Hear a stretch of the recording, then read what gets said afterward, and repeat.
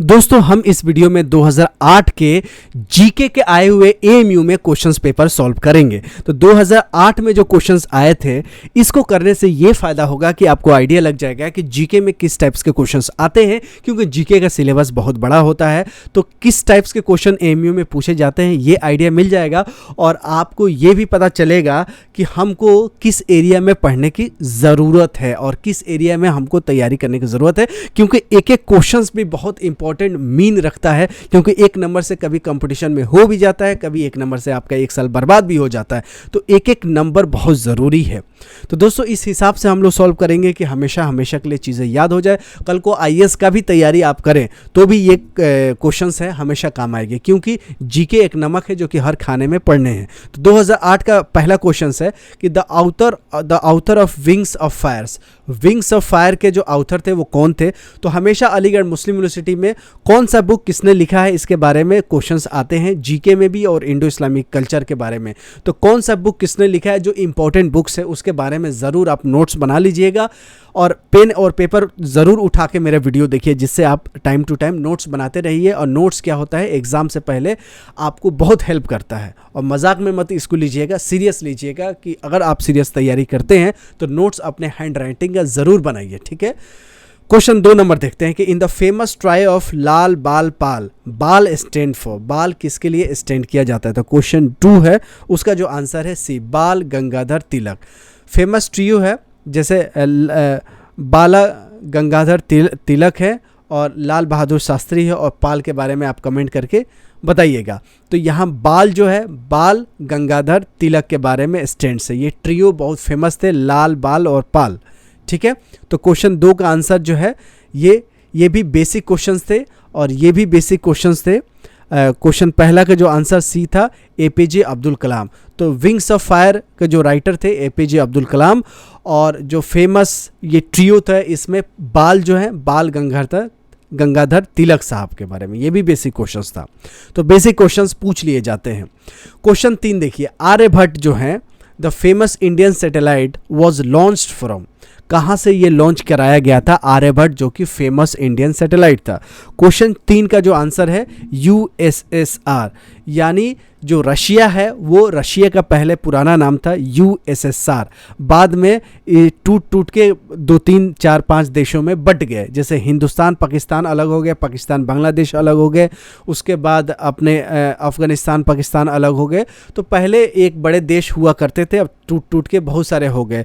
जैसे अपने यूपी एक राज्य हुआ करता था, इससे कट के उत्तराखंड हुआ, आंध्र प्रदेश से कट के तेलंगाना हुआ, बिहार से कट के झारखंड हुआ, और उसी तरह पंजाब से कट के हरियाणा हुआ, और हिमाचल हुआ, और मध्य प्रदेश से कट के छत्तीसगढ़ हुआ। तो आप समझ सकते हैं कि आर्यभट्ट जो फेमस इंडियन सैटेलाइट था वो लॉन्च किया गया था यूएसएसआर से, जो कि अभी इसका नाम है रशिया, ठीक है। क्वेश्चन 4 देखते हैं, ये भी बेसिक क्वेश्चन था। क्वेश्चन 4 कह रहा है कि which one is not a part of great Britain. Great Britain का पार्ट कौन सा है? इंग्लैंड है, वेल्स है, स्कॉटलैंड है, नॉर्थ आयरलैंड। क्वेश्चन 4 का जो आंसर है वो डी, नॉर्थ आयरलैंड जो है वो ग्रेट ब्रिटेन का पार्ट नहीं है। बाकी इंग्लैंड हो गया, वेल्स हो गया, स्कॉटलैंड हो गया, ये सारे ग्रेट ब्रिटेन का ही पार्ट है। क्वेश्चन 5 देखिए, which scientist is credited with the concept of nano technology. Nano technology का कंसेप्ट किसने दिया था? तो रिचर्ड फेमन है, एरविन श्रोडिंगर है। अब 5वां क्वेश्चन जो है इसका जो आंसर है एरविन श्रोडिंगर, एरविन श्रोडिंगर, जो कि नैनो टेक्नोलॉजी के फादर थे। मतलब इन्होंने ही नैनो टेक्नोलॉजी का इजाद किया था, जो कि पहले बहुत बड़े बड़े टीवी आते थे, मोबाइल आते थे, तो बिल्कुल पतला पतला कॉम्पैक्ट होने लगे। ये देन है किनका? नैनो टेक्नोलॉजी को लाने वाले के एरविन श्रोडिंगर, ठीक है। एरविन श्रोडिंगर जो थे नैनो टेक्नोलॉजी के साइंटिस्ट थे, और उन्होंने ही कंसेप्ट दिया था नैनो टेक्नोलॉजी का, यानी जितना छोटा से छोटा चीज़ें चिप बन जाती है, ठीक है। एक बाल के साइज़ में भी बहुत सारे चीज़ें ट्रांजिस्टर बन जाते हैं। आप समझ सकते हैं कि कितना नैनो टेक्नोलॉजी आगे बढ़ गया है। तो क्वेश्चन 5 का जो आंसर है वो बी है। अब देखते हैं क्वेश्चन 6। क्वेश्चन 6 जो है, who sign on a 1 rupee note. Who science on a 1 rupee note.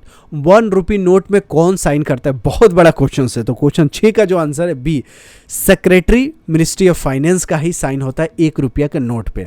10 रुपये पे किसका रहता है, ये बहुत ही अच्छा क्वेश्चन है। तो 1 रुपया के नोट पे साइन रहता है सेक्रेटरी मिनिस्ट्री ऑफ फाइनेंस का। तो क्वेश्चन 6 का जो आंसर है वो है बी। लेकिन अभी 1 रुपया का नोट बहुत कम देखने को मिलता है, लेकिन उस पर किसका साइन होता है, सेक्रेटरी मिनिस्टर ऑफ फाइनेंस का। क्वेश्चन 7 देखते हैं, एकदम फटाफट देखिए, अब खत्म होने आ गया है।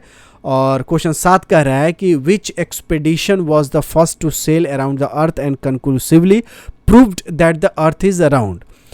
अब किसका ये थ्योरी था जो पूरा अर्थ को घुमा और बताया कि जो पृथ्वी है, जो अपना धरती है, वो गोल है, किसने बताया?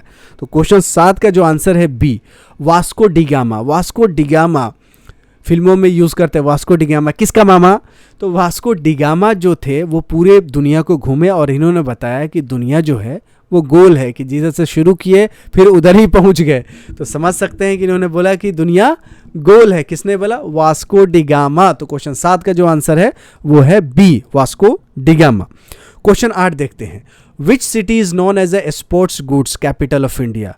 अब कौन सा शहर है जो कि स्पोर्ट्स का सामान बनाने का काम करता है? तो क्वेश्चन 8 का जो आंसर है सी, जालंधर। जालंधर में सबसे ज़्यादा खेल के चीज़ें बनाई जाती है, जैसे बॉल हो गया, बैट हो गया। तो जालंधर फेमस है किसके लिए? जो खेल का सामान बनाने के लिए, तो स्पोर्ट्स गुड्स के लिए जो कि फेमस है जालंधर। तो क्वेश्चन 8 का जो आंसर है सी है। क्वेश्चन 9 देखिए, the width of the cricket ground is round. अब क्रिकेट का कहीं बैट का विथ पूछा था कि क्रिकेट का बैट का जो चौड़ाई होता है 4.25 इंच होता है, 4.25 इंच एकदम एग्जैक्ट। अब पूछ रहा है कि क्रिकेट ग्राउंड कितना चौड़ा होता है, ठीक है। तो क्वेश्चन 9 का जो आंसर है ए, 150 मीटर का चौड़ाई होता है। चौड़ाई, लंबाई नहीं, चौड़ाई जो होता है 150 मीटर की होता है क्रिकेट के ग्राउंड, स्टैंडर्ड है। तो क्वेश्चन 9 का जो आंसर है ए। ये सारे बेसिक क्वेश्चंस है, इसलिए आपको जीके में बेसिक क्वेश्चंस भी करने हैं।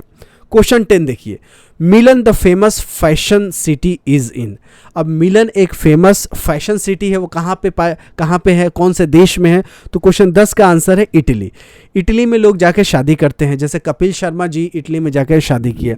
उसी तरह अपने दीपिका पादुकोण जी है जो रणवीर सिंह से शादी, ये भी इटली में जाके। तो इटली बहुत फेमस है। और आपने अक्षय कुमार का फिल्म देखा होगा हाउसफुल, उसमें क्या mummy I am just joking, Chunky Pandey, तो वो भी इटली में ही शादी करके जाते हैं घूमने। तो आप इटली बहुत फेमस है, वहाँ फैशन सिटी है मिलन, ठीक है। क्वेश्चन 10 का आंसर ए है।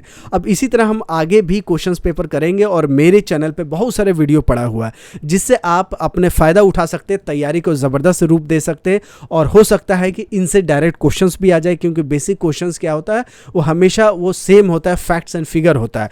तो ये कभी भी क्वेश्चन पूछे जाते हैं, तो हमेशा आपको ध्यान रखने की जो बेसिक क्वेश्चन है उसका वीडियो तो आपको नोट्स बनानी, क्योंकि क्वेश्चन सेटर जो होते हैं वो एक बार प्रीवियस ईयर क्वेश्चन पेपर देख के ही नया क्वेश्चन बनाते हैं।